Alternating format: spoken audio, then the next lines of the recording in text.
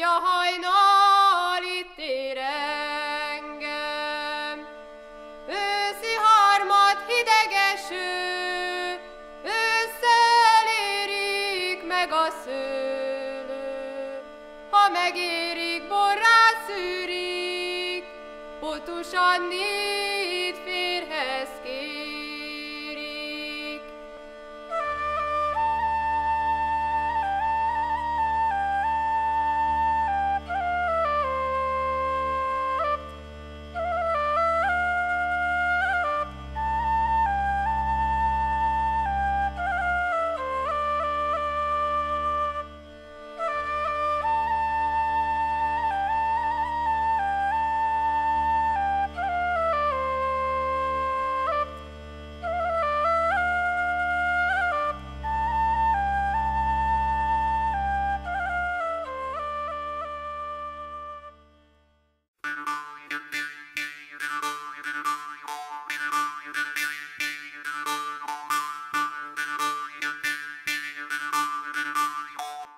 Sóvidéken, Erdélyország szívében, a Firtos-hegy nyergében egy templomtorony fehérlik messziről a sötét erdők háttere előtt.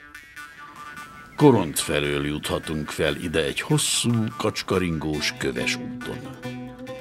Ha nem ismernénk a vidéket, eszünkbe sem jutna elindulni erre, megnézni, mi van a meredek szerpentin végén. Pedig ha az ember veszi a fáradtságot, a dombok között egy festői, érintetlen kis székelyfalut, Sóvidék legmagasabban fekvő települését, Agyhát találja.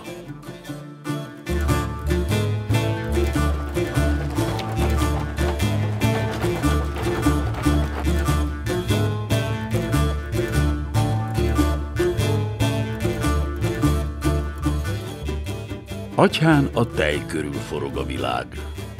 Itt az egyetlen megélhetési forrás, a tehenek köré szerveződnek a mindennapok. A reggeli fejés, a tejleadás, majd a kihajtás, este pedig a hazaérkező csorda kolompolása adja a falu életének ritmusát. Korán reggel már napkelte előtt nyit a csarnok. Kezdődik a tejleadás. Ilyenkor minden ember odaigyekszik. Ki szekéren viszi, ki kézikocsin húzza maga után a teli bidonokat.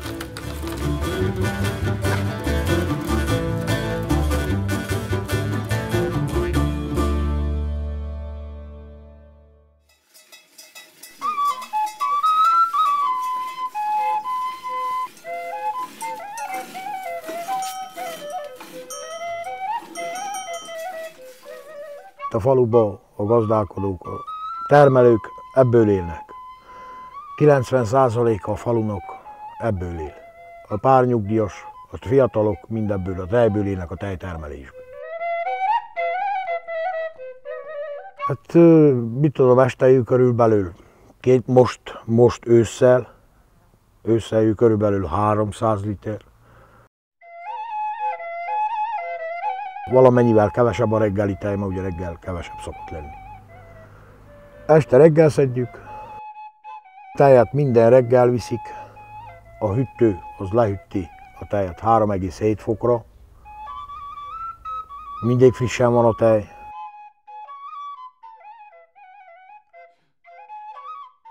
Ezt a csarnokot 6 évvel ezelőtt, körülbelül 6 évvel ezelőtt építette a tejgyár, és akkor úgy volt a szerződés csinálva, tehát 2 éves szerződés után a csarnok visszamaradt a falunak.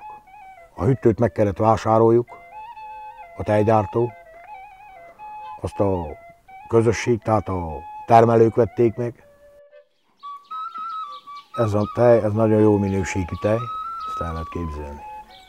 A legelők jók, a tej nagyon jó minőségű, csak mindenki kell vigyázzon a tisztaságra. Az a mérő, az úszó, avval mérem meg én a tejet. Hogy hány liter tejet hoznak, minden egyes személy hány liter tejet hoz a csarnokba.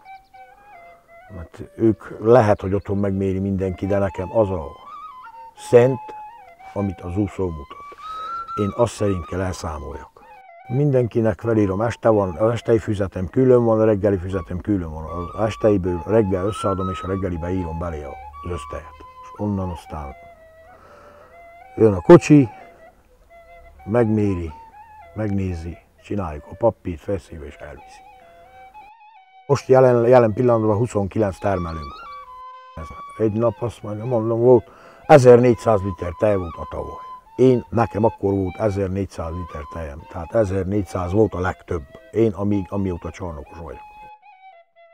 Hát aztán a legkevesebb, télen kevesebb. Olyan is volt, hogy 400 volt naponta, tehát akkor már télen két naponta viszik el a tejet.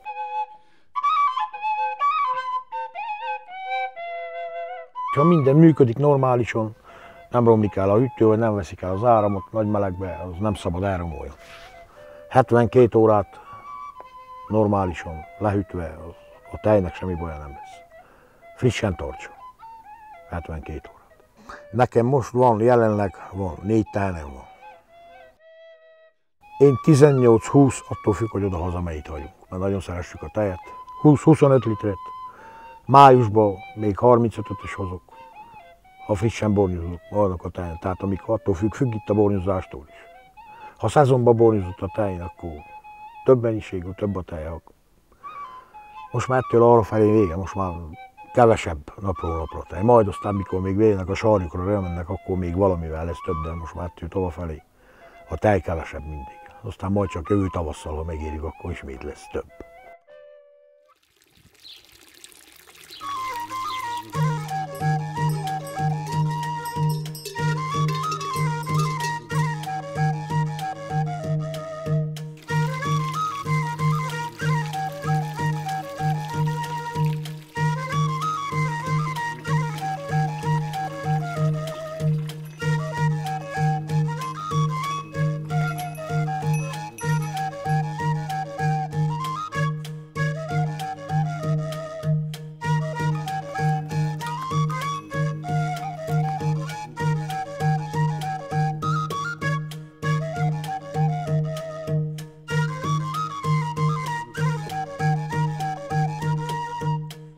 Fejés után kihajtják a teheneket az utcára, azok pedig komótosan elindulnak megszokott útjukra a legelők irányába.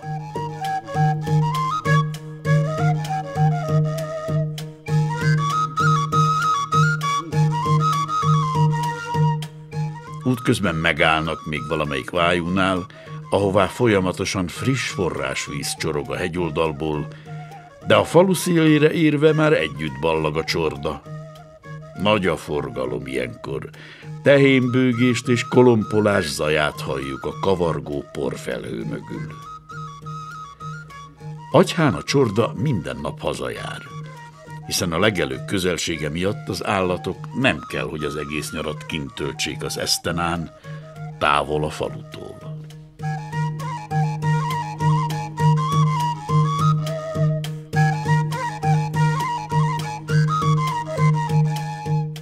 Agyhának 2 csordája is van. Az őket terelő pásztor családok a falu 2 ellentétes végében laknak. Napkelte után az egyik csapat a Firtos irányába, míg a másik a Fiastető felé veszi az útját. A firtosi csordához évek óta kisséket fogadja fel a falu. A kisebbik fiú István is ebbe az életformába nőtt bele.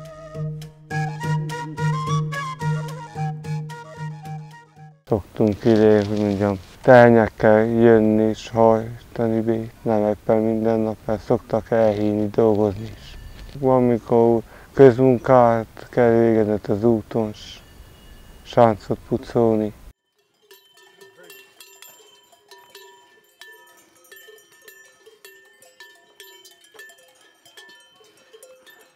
Szoktunk kijönni, paréztatni, és akkor hátra megyünk oda a domb mellé, és ott paréztatunk, és mindenfelé szoktunk menni, és akkor jövünk ide itatni is, és akkor déleltetünk itt, aztán megyünk oda hátra az erdő, és onnan jövünk hadas. Akkor valamikor szénát, és ilyesmit, akkor milyen munka. 7:30 szoktunk bérni a faluba. 5-en vagyunk testvérek. Ők kis bátorkodnak, szoktak jönni a tehenyekkel. Szoktunk kicsi zenét hallgatni, vagy vacsorázunk, fekszünk füles. Reggel kelünk füles.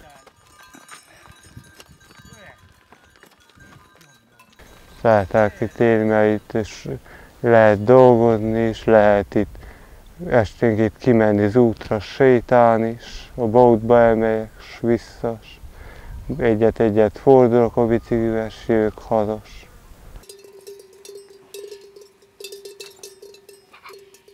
Én csak a udvarhelyig voltam, Csíkba, Oklándra, és itt csak egy ideig voltam.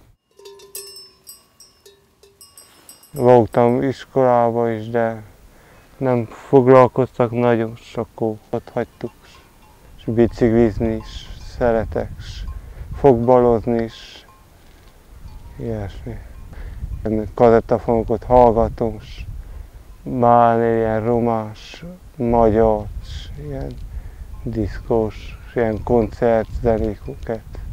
Nem tudok románul, de nem értem, de meghallgatom, mert vannak jó zenék rajta. Amikor nagy hó van, akkor ösvényseprőnk esetleg elmegyünk szánkózni esténként, akkor hínak, hogy a havat pucolni, homokot szórni, hogy kocsik ne csúszanak. Ilyen dolgot szoktunk csinálni télen.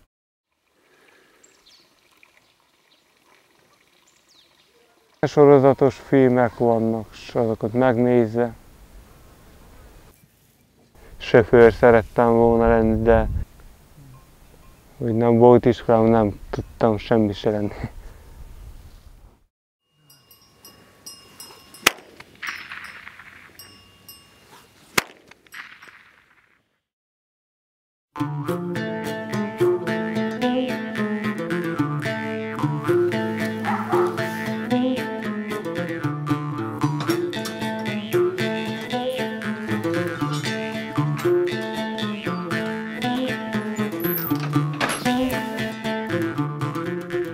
Miután a csorda kivonult a legelőre, a reggeli munkákkal együtt a falu központjában is beindul az élet.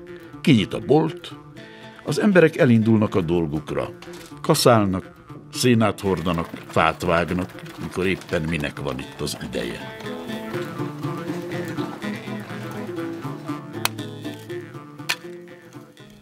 A falu talán egyik legrégibb és legszebb épülete előtt egy hatalmas székelykapu magasodik. Itt lakik Simó Ferenc. Híres ház az övé.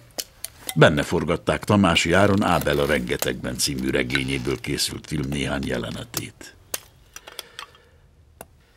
Az öreg tornác és a faragott székelykapu sok mindent látott már az esztendők során.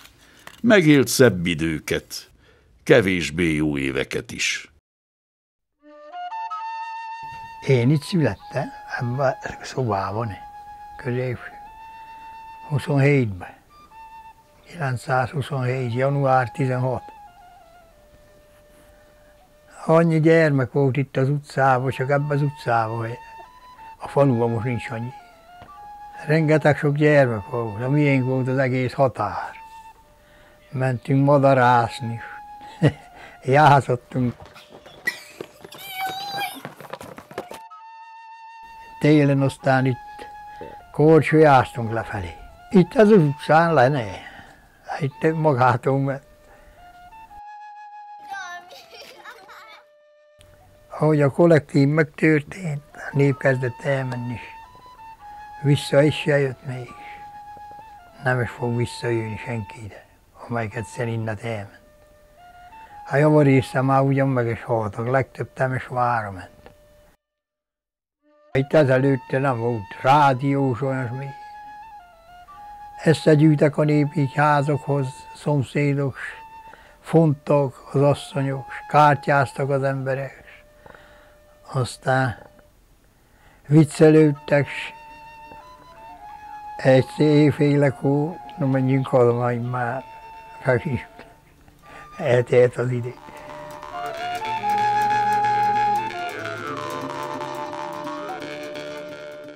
keresztelőt, mindent, lakodalmat, mindent a háznál csináltak. Az itt van, hogy nagy szoba, minden.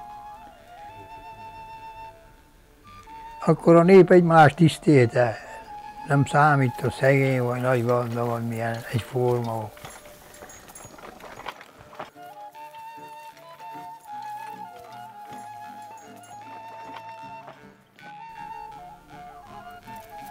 Ha volt a baj, hogy Köveshelyen is. Aztán itt nagy munkával lehetett gazdáskodni. A legelső termés a kő. Azt egyszer összekészetni, és azzá szántani. Mint kaszáló, mert nem lehet az állatoktól, vadállattól. Vaddisznós, medves, ősz, vadtehens, farkas, minden jár itt. Nem lehet termelni. Pityókát kitúrják a vaddisznók, este eljönnek onnan, reggel ki van, mint tévé. Zabot búzát hiába vett, mert azt ott mind tönkreteszik a vadállatok. Itt állattenyésztésnek volna a legjobb, mert víz van elég mindenütt. A határon jó források vannak minden. Aztán kaszálóknak, legelőnek első osztály. Csak nincsen aki. Ezelőtt a Agyhába volt az ítélő bíróság, én ahogy hallottam. Ahol volt a régi táncterem, ott volt átokfa. Hát valamikor átokfának hívták, mert az alatt ítélték el a bűnöst. Aztán ott úgy hívnak egy helyet oda ki, akasztófa. És oda kivitték, és ott felakasztották. 7 falu látta így a körülről. Édesapám mesélte, hogy itt elítélték, és akkor oda kivitték, és ott felakasztották. De ez a legrégibb falu. Hát én nem tudom, hogy mikor létezett ide, mikor hányban lehetett. De hogyha a legrégibb itt a Sóvidék. Volt tűz, sok tűz volt, akkor megfogadták augusztus 6-át. Akkor van egy olyan ünnep, azt ott örökké megtartsák. Azért, hogy a tűzvész véget felfogadták, hogy akkor nem dolgozik senki. Azt ott mindenki megünnepelte. Ma is megünnepeli. És akkor még csinálnak egy válcs. Ősszel pedig csinálnak születi válcs, annyi az egész. Hát nincsen, aki nincs fiatalság se. Kevés van. Azok is mennek el, hogy nőnek fél, valamelyre elhúzódnak.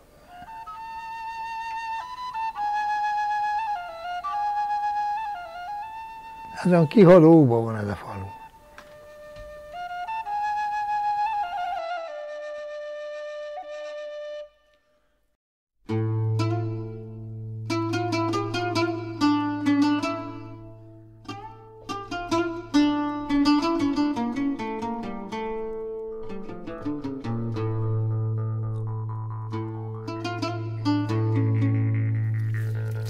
A falu felső végén laknak Balázsék, akik a Fiastető felé hajtják ki a másik csordát a kecskékkel, bárányokkal együtt.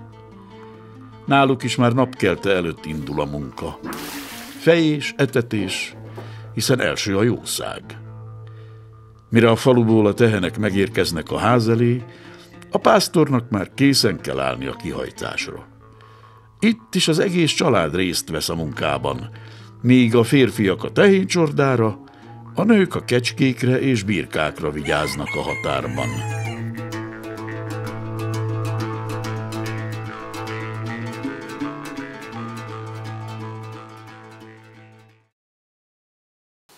Aztán mit csinálunk? Dolgozgatunk. Hát itt van kecske, jó kül vannak a majornál, bárány, ló, nagy kan a pajtába, disznyő, nagy disznyő, ilyen kan úgy hívjuk. 4 tehen, bornyú, na, s ló is ilyen. A kecské, pontosan nem tudom.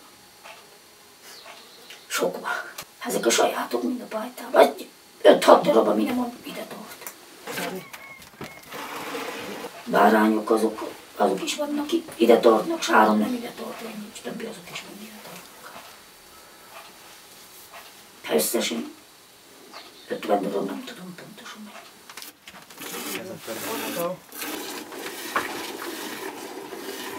Úgy van, tudja, hogy mikor hordják a szénát, akkor én menjek velük. Télen is a kecskékkel kijárnak. Ha télen is mennek. Én. Hát az ügyes, minden falu ügyes. Bokaóról, ahol elmenjen. Tél, mikor nagy-nagy hideg van, nagy-nagy hó nem, de mikor kisebb hó van, akkor mennek télbe is. 3 évig voltunk a kiszállóval. Tudja, úgyhogy ott aludtunk 3 évig. Tavasztól őszig. 3 évig. És akkor most 3 éve járunk ezekkel. És mikor valahol elhívják valamelyik férfiút, valakinek, akkor menjek én a csordába. 2 ki legyen előtté. Egy a tehenyekkel, egy a kecskékkel. Egy nem tud egész nap ülni, mind a 2. Hát nem lehet a tehenyek között. Külön kell menjenek a kecskék. Mondjuk megőrzi, egy is van fél napnak. De egész nap este van a baj, mikor hajtani kell haza, akkor van a probléma. Utána. Galamb most 5 van. Sok volt. Csak elmentek, elcsalták. Loptak is el, hogy nem lett tudni. Többik elvitték. Veszett is el galamb. Úgy van, ugye medvejárás van, akkor van külön az a kaliba, ott is be van rendezves, ott is kell aludjék valamit, mikor. Így ősszel, ugye szilvára minden, egész el úgy fognak a kutyák, hogy medvék járkálnak. A kutya sok van, csak van vagy 9 darab kutya, csak mennek a csordához, sok van itt. 8 vagy 9 kutya van. Kisebb, nagyobb, mindenféle. Hát a medve jön, elé tudja minden ilyen ide a szilvára. Nagyba jár a medve, ma láttak nappal is medvét. Farkast én is láttam nappal, medvét nem, de farkas láttam. Délután 4 órakor bejólt a fa alá, ül a nagy farkas. És azt kérdezte, hogy Erzsike, mi azt mondom kutya, nem esztettem meg a leánkat. Szóval mi azt mondom kutya, még a nyelve ki volt.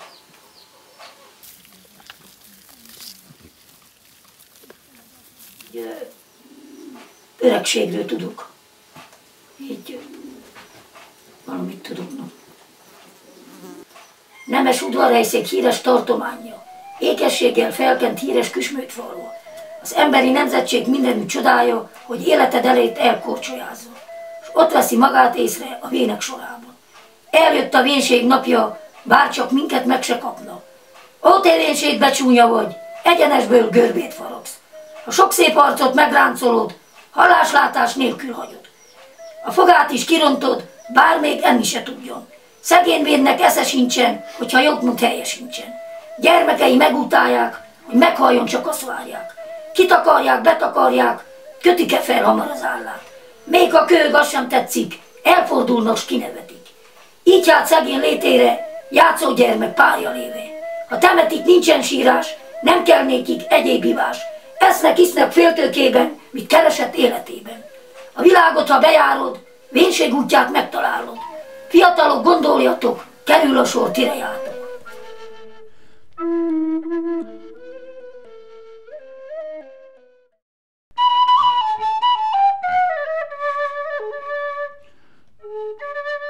A pásztornak csak délben van egy kevés ideje megpihenni, amikor fenn a dombtetőn a csorda elfekszik egy időre kérődzni az itatónál.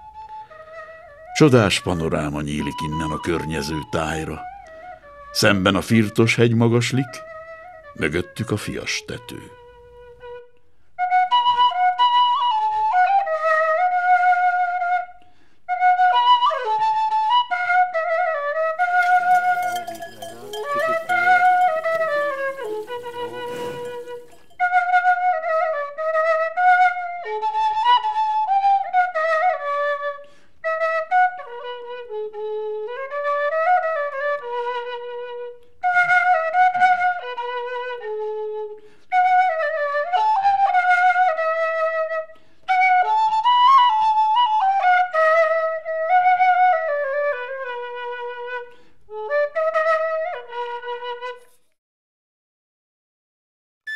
Az egyre fogyó lakosság és az egyre kevesebb gyerek ellenére még működik az általános iskola Agyhán.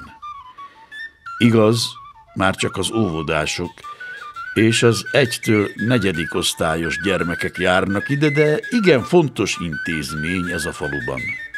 Ha ez sem lenne, talán az elvándorlás még ennél is jobban fokozódna. A tanítónő falugondnak is egyben, aki a 100 éves iskolaépületben mesél Agyha túlélésének lehetőségeiről. Óvónéni kolléganőmmel végezzük itt a munkánkat, aránylag kevés gyerekkel, minden évben változó, osztatlan osztály van itt, 1-4 osztály egybe, és a szomszédterem az az óvodás gyerekeké.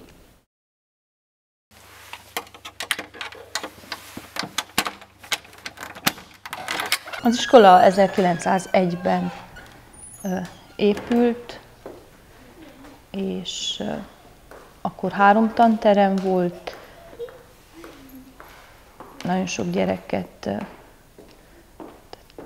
gyerek indult itt, tehát valamikor ezelőtt 40-50 évvel 30-40 első osztályos is kezdte ősszel a tanévet. Nehéz a munka abból a szempontból, hogy ugye 4 osztályt kell egyszerre tanítani, de ügyesek. A tanterv az ugyanaz, mint az osztott osztályokban. A különbség annyi, hogy nagyon sokat dolgoznak a gyerekek önállóan, mert az az idő alatt, amikor teszem fel az első osztálynak új leckéje van, akkor a tanító csak arra tud koncentrálni, vagy velük foglalkozik, abban a 10 percben, 15 percben, ami jut nekik, közben a többi osztály önálló tevékenységet folytat, persze közben azért csak egy útmutatást, egy figyelmeztetés erejéig oda lehet, tehát oda kell figyelni rájuk. Nem mondjuk sokat tanul az elsős, a nagyobbaktól, tehát már tapasztaltam olyant is, hogy a másodikos gyerek megtanulta a 4-esek leckéjét, amíg mi mondtuk és ismételtük, és tehát egy verstanításnál, vagy egy földrajzórán azért úgy csak odafigyelnek egymásra. Ez a gyerekeknek mindig jó élmény, amikor ősszel megtartjuk ezt a pityókabált. El szoktuk hívni a Koronthoz tartozó másik 2 falu gyerekeit is. Az idénre úgy tervezzük, hogy ők is készüljenek valamilyen kis előadással. A kirándulások szoktak nagy élményt nyújtani nekik. Úgy évente 1-2-szer el szoktunk menni ilyen hosszabb kirándulásra. Idén például a Gyilkostó, Békási-szoros, az előtti években Marosvásárhely, Állatkert, Sóbánya, Medvetó. A fiúk általában asztalos szakmát tanultak, a lányok kereskedelmi, turisztikai osztályokban végeztek, de még egyiknek se láttam, tehát amióta végeztek, hogy ezzel foglalkoznának, vagy el tudnának helyezkedni a szakmájukba.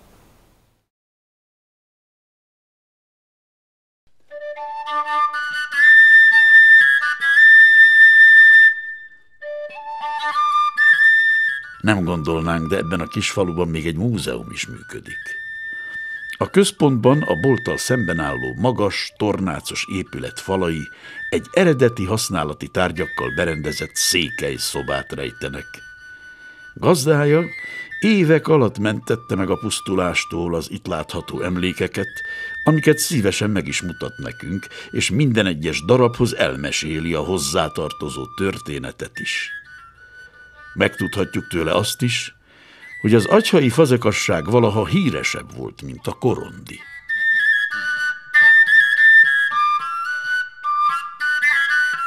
Hát ezt édesem rendezte be. Ő rendezte be ezt, ők, hogy felköltöztek, itt ezt a szobát direkt erre célra is használta. Kezdte gyűjtögetni a faluba az izét, akkor ezeket festettette a testvéremmel. Ezek a bútorok, ami itt található, ez innen Agyhából származik. Innen származik, édesem innen szedte az edényeket és mindent, az innen agyhai származás. A bölcső az egy kis bölcső, az is innen van szerezve. Hát az a székely ruhácska is innen van, ott van egy posztó, öreg néniknek a posztókabátja ott felakasztva. Akkor ezek a régi tányérok. Itt van a kórsók, a szilvaízes edények. Ott van abban azok a lyukas, abba kavarták ki a szilvalekvárt. Mikor csinálták, akkor magolták ki. Ugye az a maga az fennmaradt, és akkor az lekvár lefolyt. Akkor az a tejes, abba a tejet tartották. Ott van egy régi mérleg, az is a teljes edények, abba hordták a tejet, ott van a nyeles. Akkor vannak ezek a gyapjú tépővillák, erre tépték meg a gyapros, akkor mikor megtépődött, akkor tették fel a fonóra, és fonták. Agyhába került le a fazakasság korondra annak idején. Itt Agyhába kezdték el a fazakasságot, csak itt ugye kimaradt, mert mellék nem volt olyan nagy piacra, mint lent Korond, aztán úgy került le Korondra. Agyhának ezzel vezették be a vizet. Ez vízcső hálózat. Ilyen darabokból, és ezt apám kapta, volt meg a földbe, ásott, és ez itt félre van, ez így össze voltak nyomva. És az ivóvizet így vezették be ezékhez, vannak az itatóválokhoz. Voltak ilyen gyűjtőforrás, de összefogták, és onnan levezették ezekkel. Ilyen kerámiás, ez biztos Atyában égetést csinálták. Hát apránként gyűjtött édesanyám. Ezek az édesanyámnak a varottasai, ő varta. Ezek mind, ami van itt a falu motivumjáiból tartotta, hogy azok legyenek meg. Azt szeretném, ha lenne egy olyan részem, hogy itt a faluban mi régiségek vannak, összeszedni az egészes, tényleg csinálni egy falu múzeumot. Az volna, csak hogy nem tudom, majd ki tudom vitelezni. Én már szedtem össze szekeret, régi fa izéekét, kaptam kóborszekér, csak oda ki van téve, de nem. Gyűjtögettem én is valamiket már össze. Mit kéne, hogy a falunak megmaradna. Aztán nem tudom, hogy az anyagiak hogy engedik.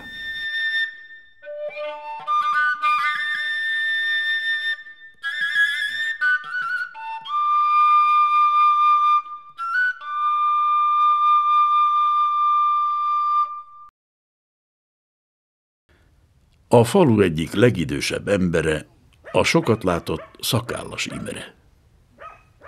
A második világháború alatt bejárta Magyarországot, harcolt a fronton, majd orosz hadifogságba esve eljutott egészen Bakuig.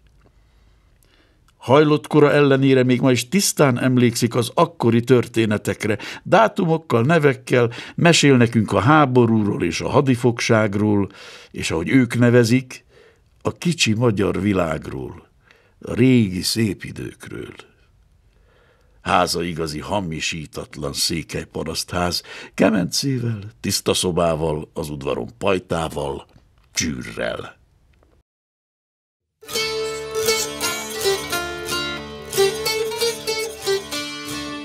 Nem lehet dicsekedni, ugye akkor mindenkinek földje volt, akinek volt, nagy gazda volt, szegény. A szegénynek kellett napszámba menni. Aztán mindenütt sok gyermek volt, 8-10 gyermek. És aztán meziplábs, ahogy tudtak, úgy mentünk.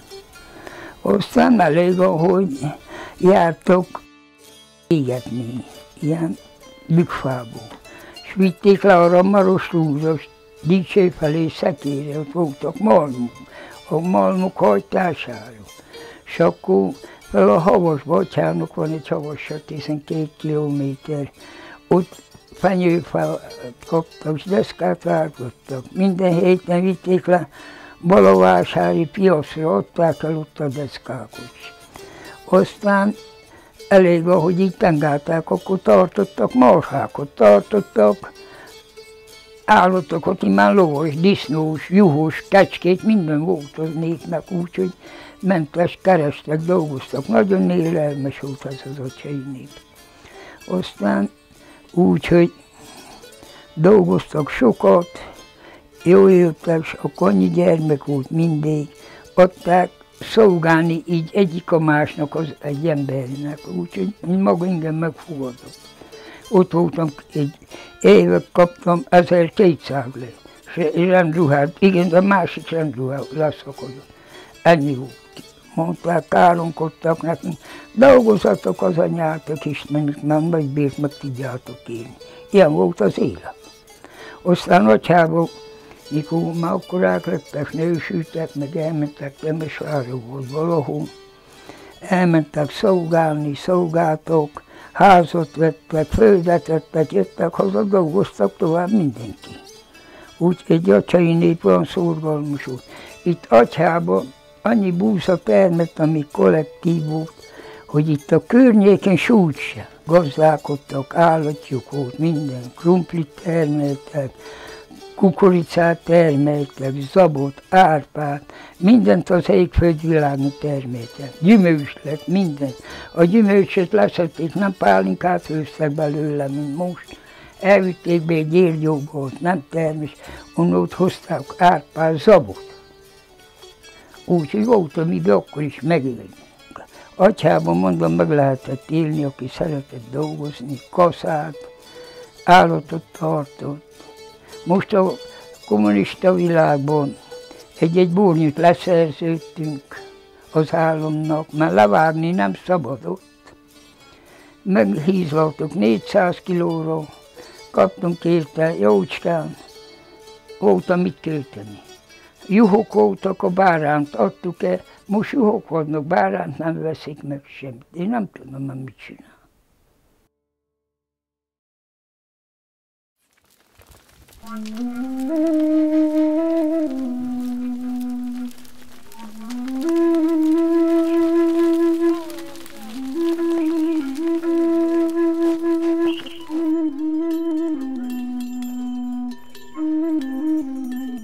Este felé hazatér a csorda.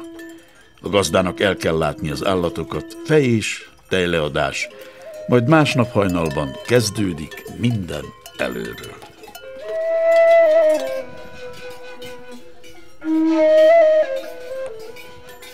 Agyhát, Sóvidék és talán egész Erdély egyik legeldugottabb, ma még érintetlen kis égkövét ki tudja, meddig láthatjuk még ilyen eredeti, hamisítatlan formájában.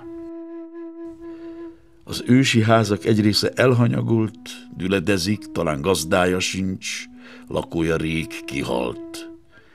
Megmentésükre egyre kevesebb a remény. A faragott székelykapuk feliratait rég olvashatatlanná tette az idő. Aki tehette, a jobb élet reményében már elköltözött innen, aki maradt, annak a nehéz munka és az egyetlen bevételi forrás, a tejtermelés jut. Évek óta több a temetés, mint a keresztelő. De az agyhai nép szorgalmas és bizakodó. Talán eljön még az idő, hogy nem csak ünnepekkor lesz tele gyerekzsivajjal a falu.